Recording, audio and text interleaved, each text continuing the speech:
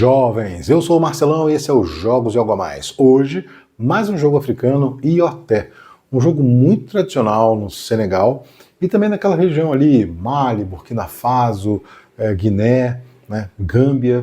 Então, um jogo ancestral, um jogo que trabalha aí com o conceito que hoje em dia se conhece como jogo de damas. Então, provavelmente, esse jogo foi o ancestral do jogo de damas, né?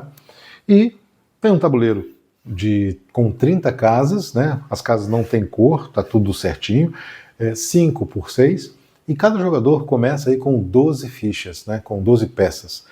O tabuleiro começa vazio, então isso dá uma densidade estratégica muito alta, porque você não tem uma saída específica, né? É claro que quem já joga muito já tem suas estratégias pessoais, mas permite aí uma gama enorme de possibilidades.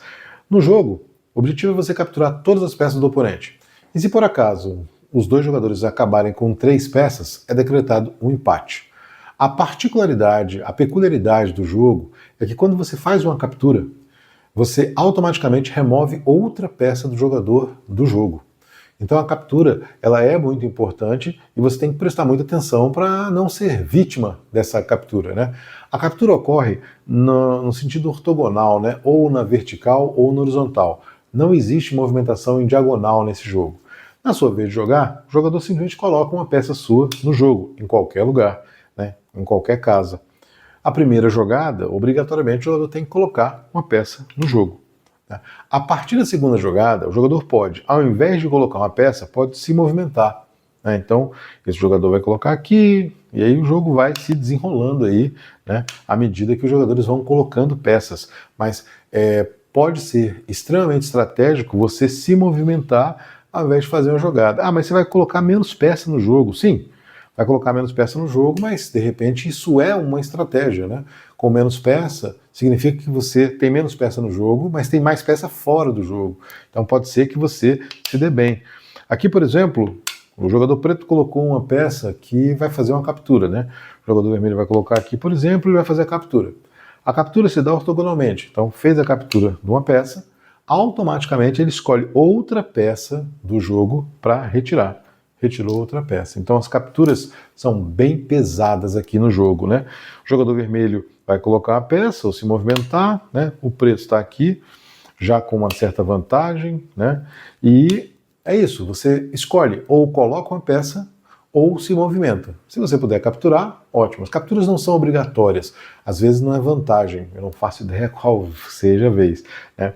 Esse é o jogo, extremamente elegante. É um parente da dama, nitidamente, porque o movimento de captura é um movimento exatamente da dama, né? E as 12 peças, né, é muito parecido. Então é um parente, é um ancestral da dama. Esse jogo é muito antigo. O nosso Algo a Mais fala justamente da origem do Ioté, né? O Ioté remonta aí aos pastores nômades, às tribos nômades que viviam nessa região da África Ocidental, onde hoje são os países da Gâmbia, da Guiné, Senegal, Mali, né, o Império Mali é naquela região ali. E a Unicef cotou esse jogo, né, considerou esse jogo um dos melhores jogos do mundo. Obviamente que não estamos colocando jogos de tabuleiros modernos, né? Esse jogo aqui é um jogo abstrato, então ele tem uma ancestralidade, porque você não tem uma historinha, não tem nada, você tem o jogo jogado. Então, antigamente se fazia o risco no chão, se jogavam com pedras, etc. Né?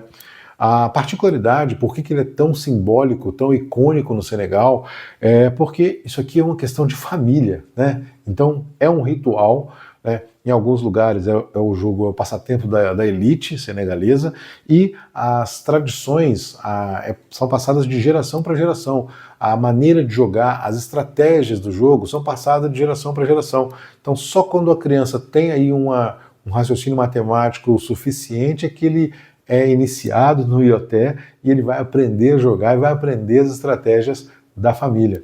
É considerado um jogo matemático, então todos os movimentos aqui você tem possibilidades diferentes de colocar a peça e de movimentação. Então é um jogo que abrange aí uma gama de possibilidades, né, na área de ensino, tanto a parte histórica como a parte lógica, o raciocínio lógico.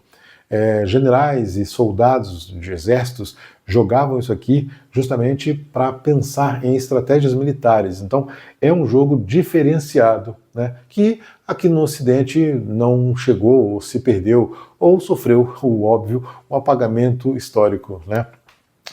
Se você gostou do vídeo, gostou da história, amanhã, 23 horas, vamos fazer uma nossa tradicional live, falando um pouco mais do IoT, falando um pouco mais de história, de possibilidades. Aqui eu estou com um tabuleiro mais customizado, que tem as pecinhas colocando aqui com pinos, né?